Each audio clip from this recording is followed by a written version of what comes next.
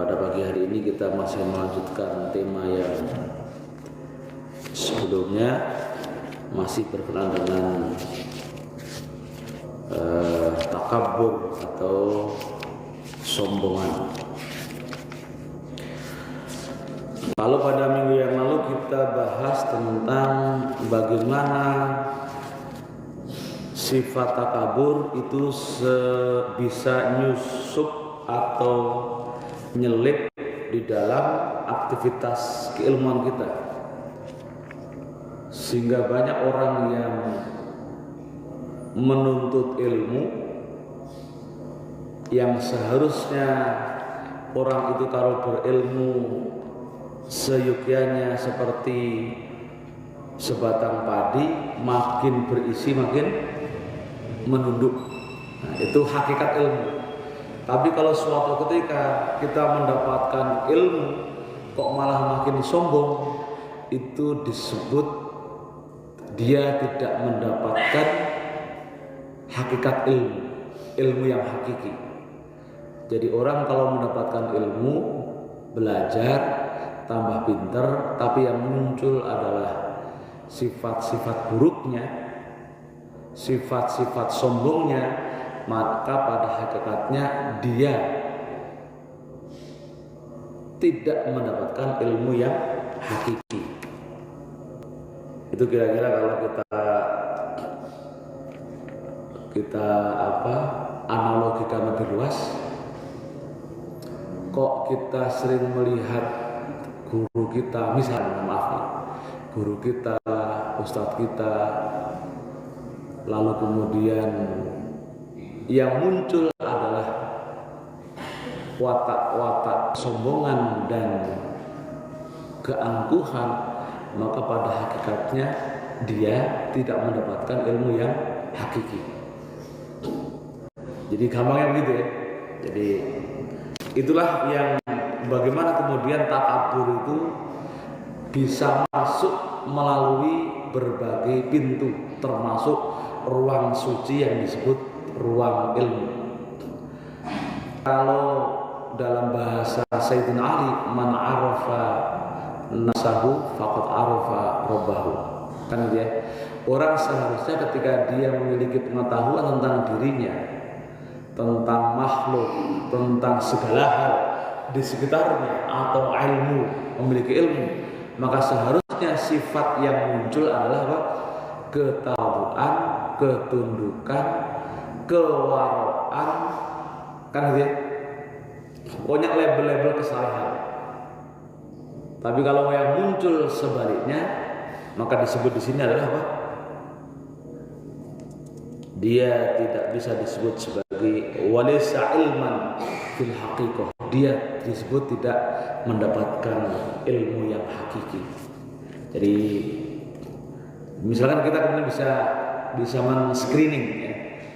Men-screening jika suatu saat kita berhadapan dengan orang-orang yang menyatakan dirinya alim, lalu kemudian isinya kok memprovokasi, isinya kok menjelek-jelekan, isinya kok mengadu-ngadu, isinya kok kemudian kesombongan, isinya bukan malah menunjuk pada kebaikan, maka pada hakikatnya dia tidak mendapatkan ilmu yang hakiki. Dia dapat ilmu tapi tidak hakiki.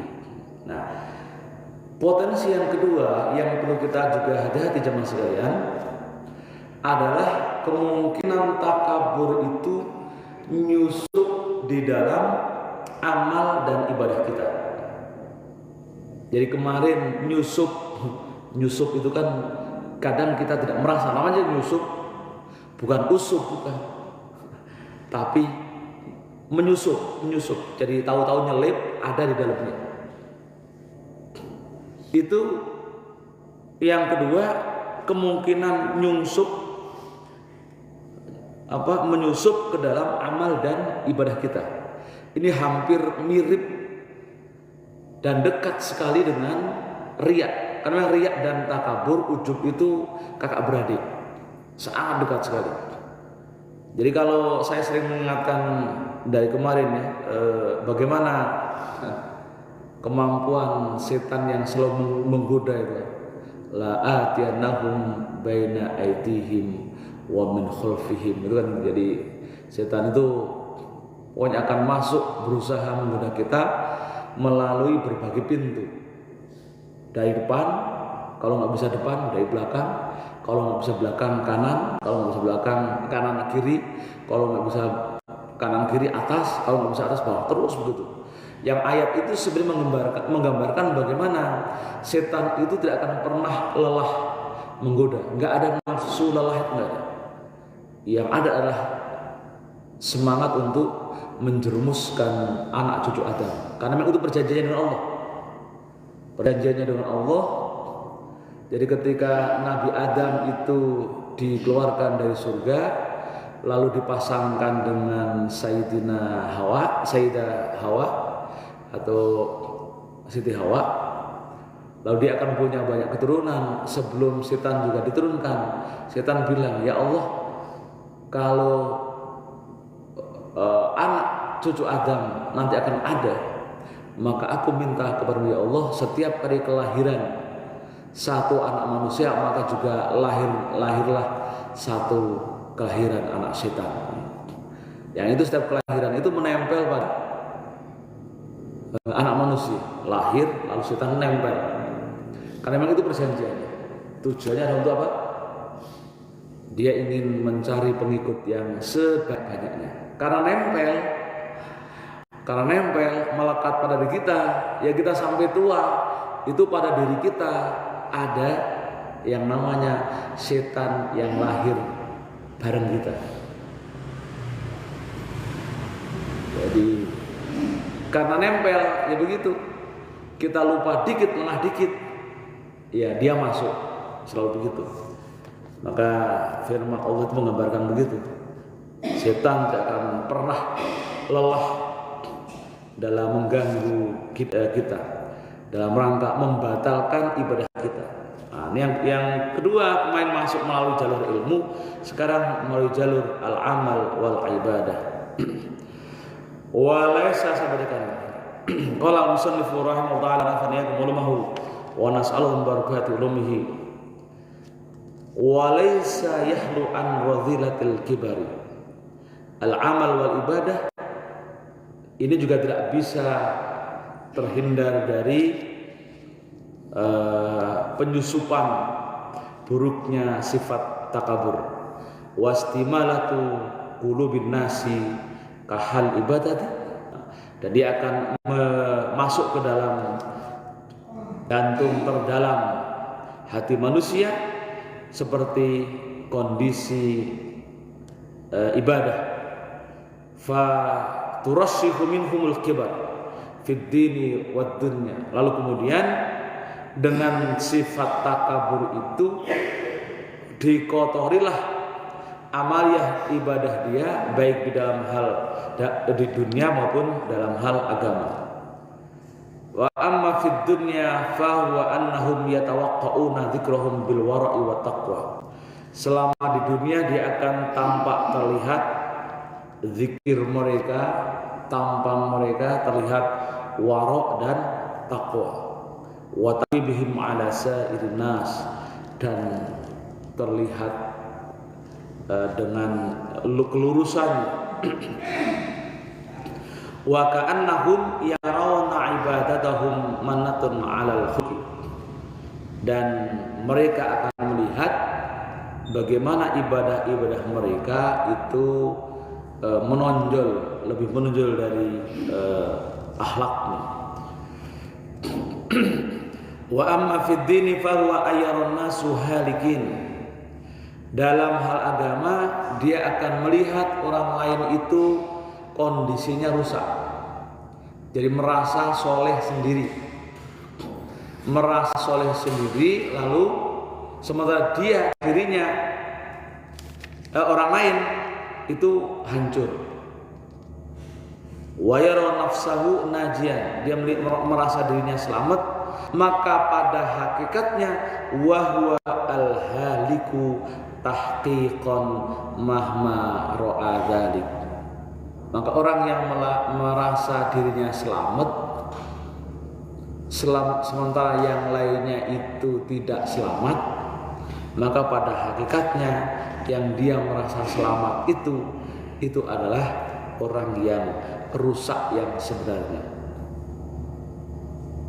Kita merasa paling soleh, merasa paling baik, merasa paling rajin, itu sebenarnya di dalamnya ada sisipan sifat takabur itu, takabur dan riya. Harus hati-hati di situ.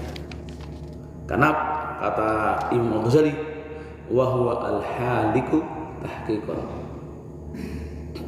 Orang yang seperti itu pada hakikatnya dia adalah orang yang rusak sebenarnya.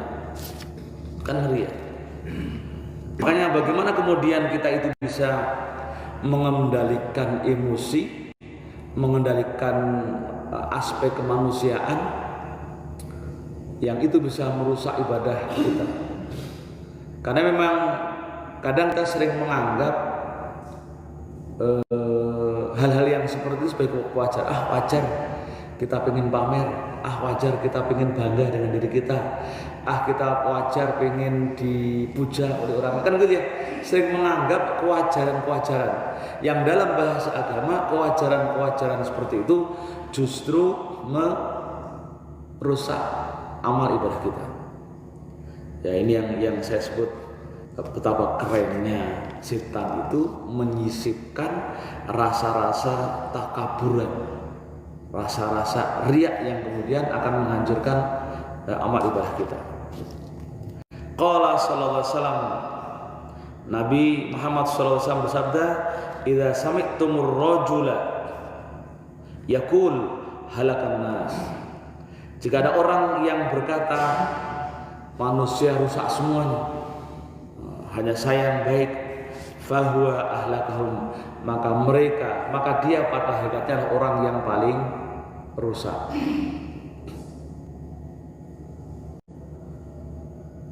Jadi menuduh orang sama juga dengan menuduh orang lain itu jelek lalu kita baik, itu pada hakikatnya kita lebih jelek daripada yang dituduh itu. Jadi wa inna ma qala dzalika li anna hadzal qaula minhu yadullu ala annahu musdirun bi khulqillah. Ya, orang kalau dia melihat yang lainnya lebih rendah lalu dirinya lebih tinggi, pada hakikatnya dia merendahkan makhluk Allah yang lain. Jadi meninggikan diri kita, merendahkan orang lain, itu pada hakikatnya kita merendahkan makhluk Allah. Mukhtarrun billah, menipu Allah. Aminun min mukrihi ghair, mempercayai di antara perilaku yang membenci orang lain. Ghairu khaifin min satwatihi, tidak takut dari kekuasaan Allah. Jadi kira-kira kalau orang berani berbuat tidak baik atau sombong atau takabur, pada hakikatnya dia menipu dirinya sendiri, yang kemudian dia tidak takut kepada Allah dari kekuasaan Allah. Contoh yang paling gampang itu begini. Ini ketika Yai Syairozi dawuh, tapi ini sebenarnya ada di dalam penjelasan di awal-awal sebelumnya. Tapi saya ingat dulu ketika Yai Syairozi Lamongan itu menyebut begini. Kenapa kita itu kalau bisa mengupayakan diri kita untuk menghindari mencela orang lain, bahkan dalam hal agama yang berbeda. Jangan-jangan orang yang agamanya berbeda itu justru mendapatkan rahmat Allah. Jadi dia bercerita begini, ada orang yang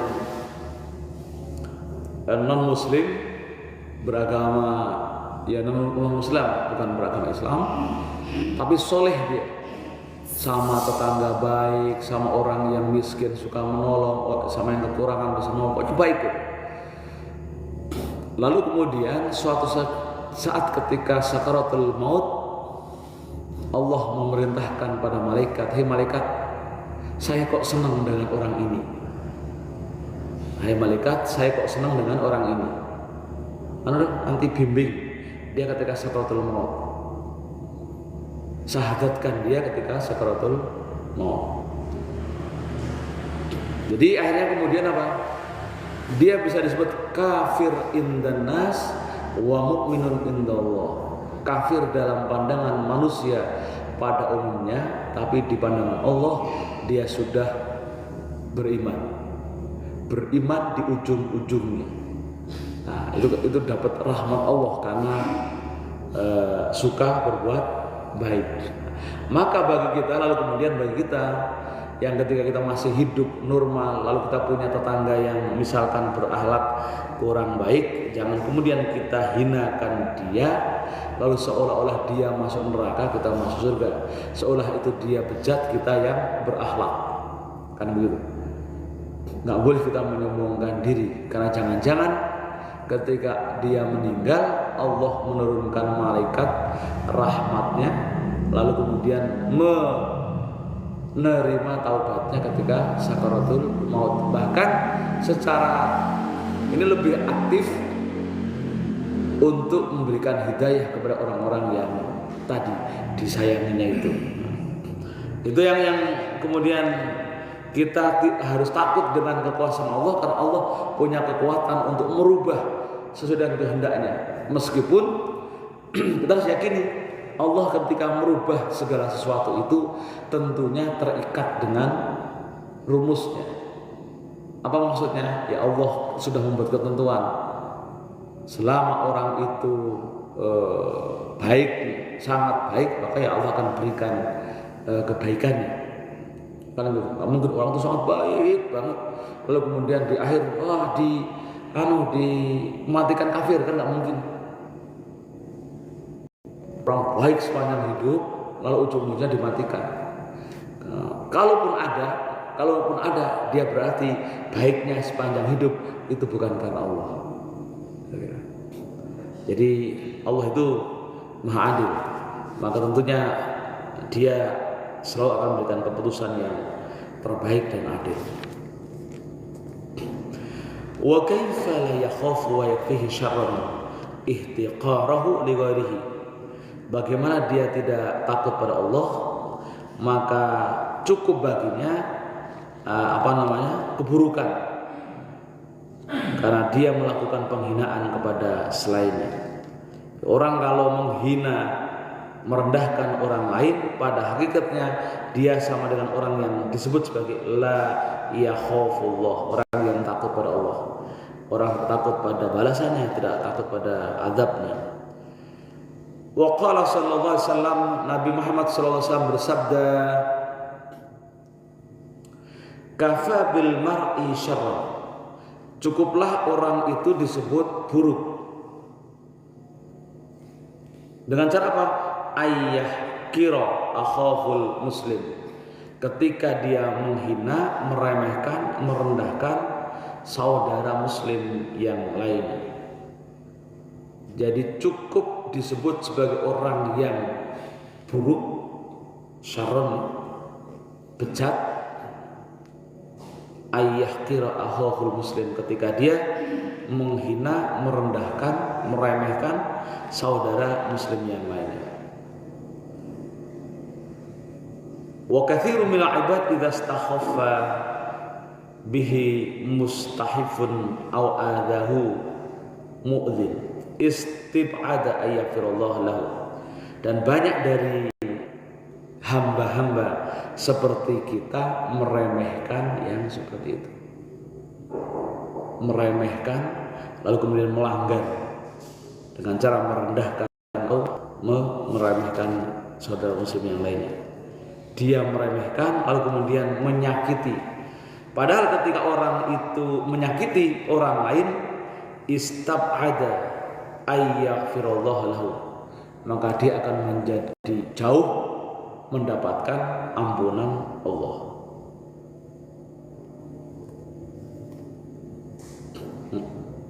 Jadi rupanya menyakiti saudara muslim kita yang lain, tetangga kita, saudara kita, itu menjauhkan kita dari untuk mendapatkan ampunan Allah.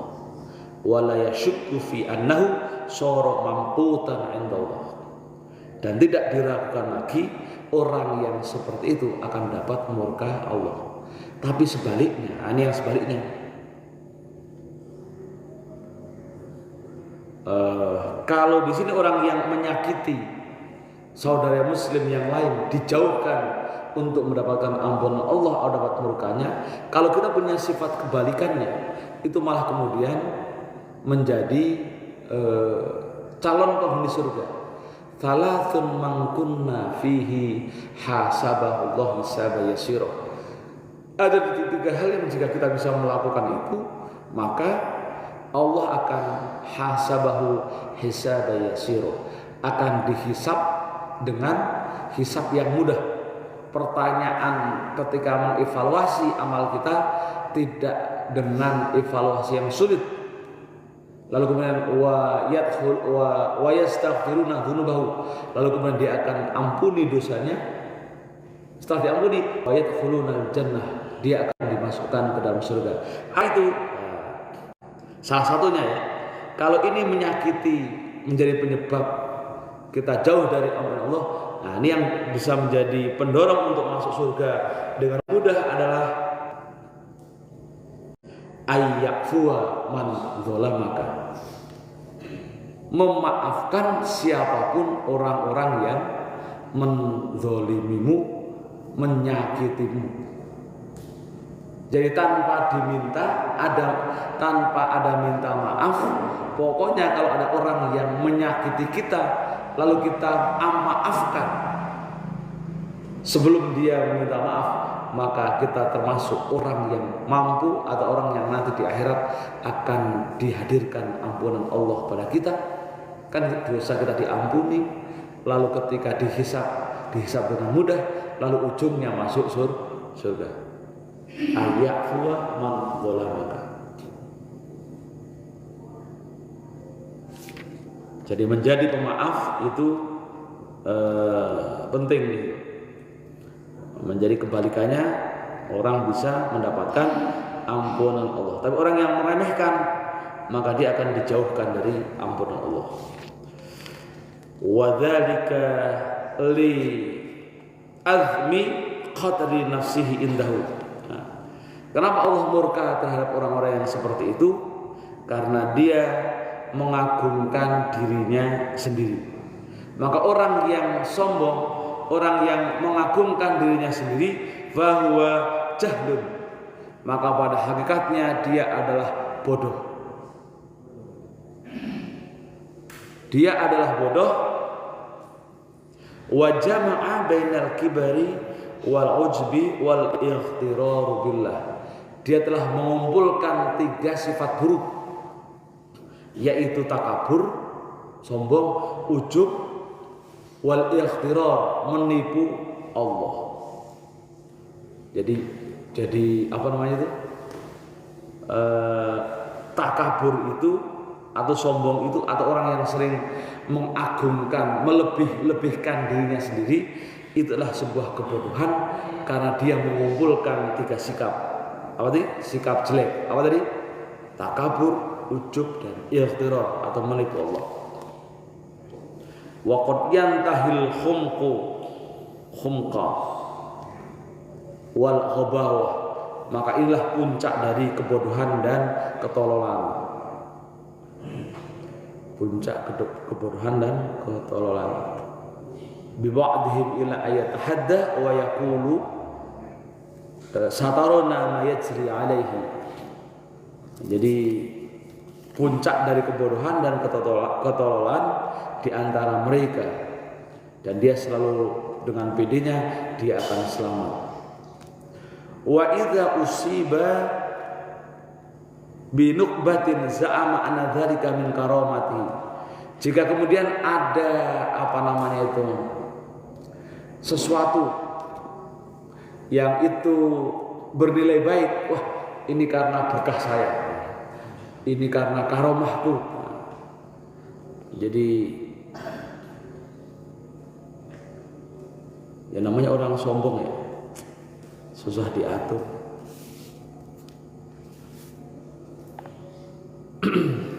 Nah,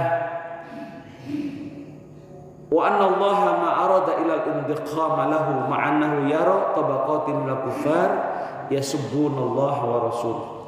Jadi Allah itu sebenarnya ingin apa? Intiqam, itu membalas dendam. Ma'annahu yara tabaqatin minal kuffar, terhadap orang-orang yang memiliki beberapa tingkatan kekafiran itu. Ya subhanallah, yang melecehkan Allah, menghina Allah wa rasul. Wa arafa jama'atan adzul anbiya, karena sudah pernah diketahui dalam sejarah banyak orang yang menyakiti para nabi-nabi mereka. Terutama ini bercerita tentang perilaku orang-orang kafir. Kan misalkan Nabi Ilyas, Nabi Yusa, Nabi Lut, itu kan mengingkari nabi-nabi mereka. Bahkan ada yang membunuh nabi-nabi mereka.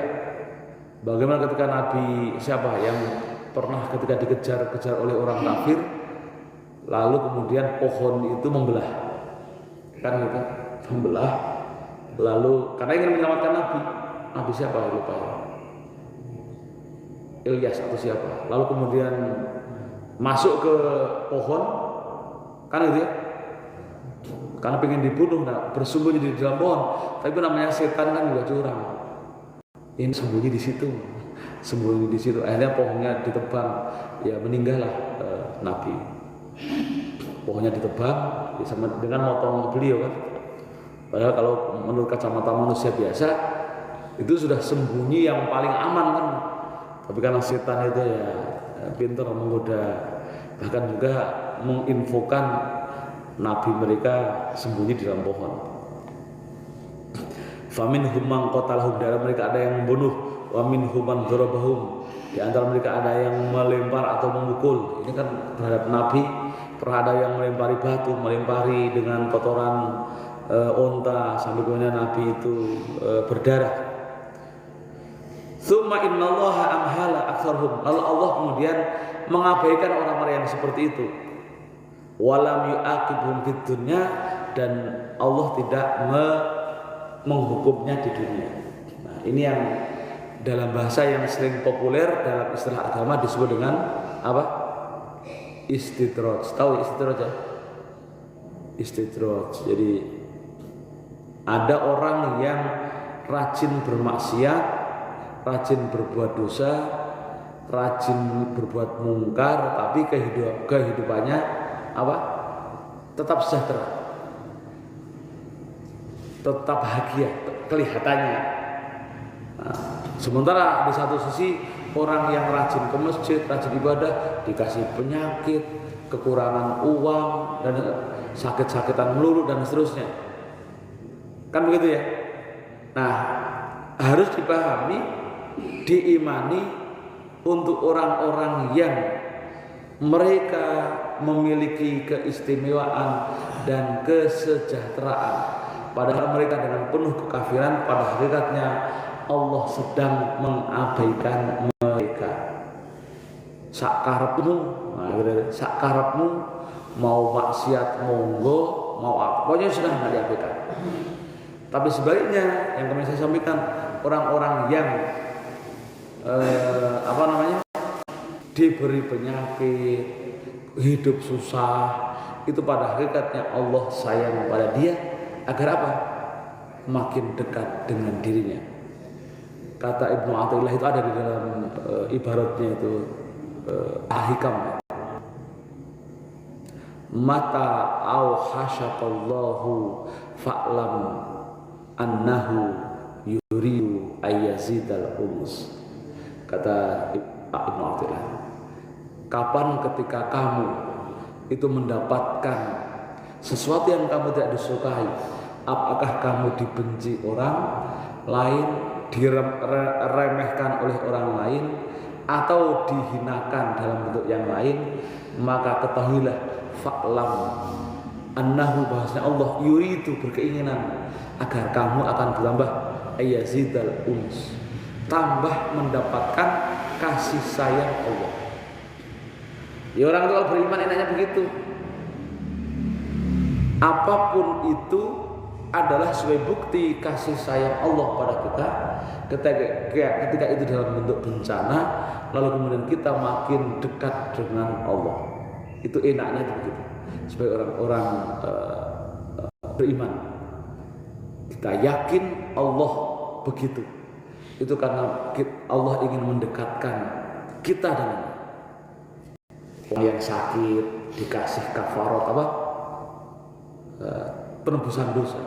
Orang yang sakit dalam jangka panjang lalu menerima penyakitnya itu, tentunya setelah berusaha ya, bukan menerima lalu kemudian nggak berobat.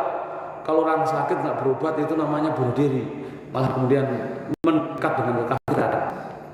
Udah tahu penyakitan, udah nggak berusaha, biarin aja, nanti kalau mati itu takdir. Salah, mengaku mati takdir lalu kemudian nggak berobat, salah itu. Harus ikhtiar dulu untuk menjaga amanah Allah yang dititipkan kita, lalu kita menerima tawakal. Maka dari situ al-maradu kafarun, penyakit itu adalah kafarah, menebus dosa. Jadi kalau menerima dengan itu, kita harus paham Allah sayang pada kita. Tapi orang yang tadi diberi, mereka sudah banyak maksiat, mereka menyakiti nabi mereka, mereka membunuh mereka, tapi Allah tidak menyiksa. Innallaha amhala akfarhum. Allah pada hakikatnya meremehkan atau mengabaikan mereka. Walam yu'aqibhum. Aqaba yu'aqibhum. Walam yu'aqibhum fid dunya. Dan Allah tidak mengiqab, tidak menyiksa mereka. Itu yang disebut dengan istidraj. Jadi jangan bangga kalau kita kemudian nggak pernah dikasih sakit, tapi diberi kemakmuran. Kalau kita maksiat nggak pernah ditegur, kan gitu. Nggak pernah ketangkap polisi, pokoknya aman misalnya gitu. Itu dia istidraj, diabaikan oleh Allah. Maka orang-orang yang merasa nggak pernah sakit tapi diberi kesejahteraan, afayadhunnu hadzal jahil maghrur annahu akramun 'ala Allahi min anbiya'ihi. Apakah orang-orang yang seperti itu akan menyangka dia adalah lebih mulia daripada nabi-nabinya, lebih mulia dari guru-gurunya? Maka ini adalah hadzal jahil al-maghrur. Inilah kebodohan, sudah bodoh. Sebenarnya hakikatnya dia sedang diketipu dengan kemuliaan itu. Seolah-olah kemuliaan itu mengabadikan mereka. Orang yang seperti wannahu qad intaqabalahu bima lam yantaqib li anbiya'ihi. Sebenarnya makna sejatinya dia sedang dibalas oleh Allah dalam rangka membalas apa yang dilakukan mereka kepada nabi-nabi mereka. Wala'allahu fi muqtillahi bi'ajabihi. Dan mereka berada dalam kemurkaan Allah. Kalau sudah murka, rahmat jauh dari kita. Allah murka sama kita, rahmat jauh dari kita. Kalau rahmat jauh itu sulit untuk masuk surga, kan gitu.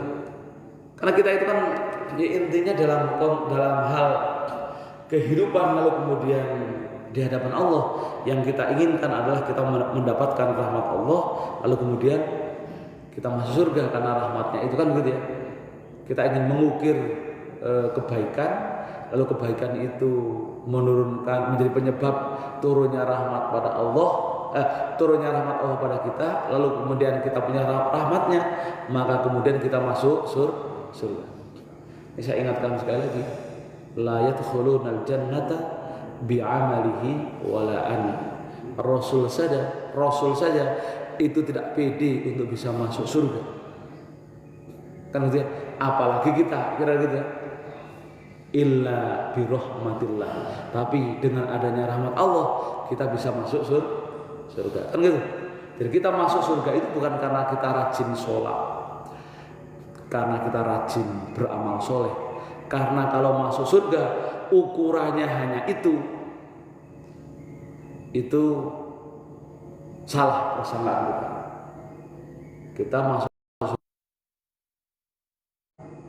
Kita masuk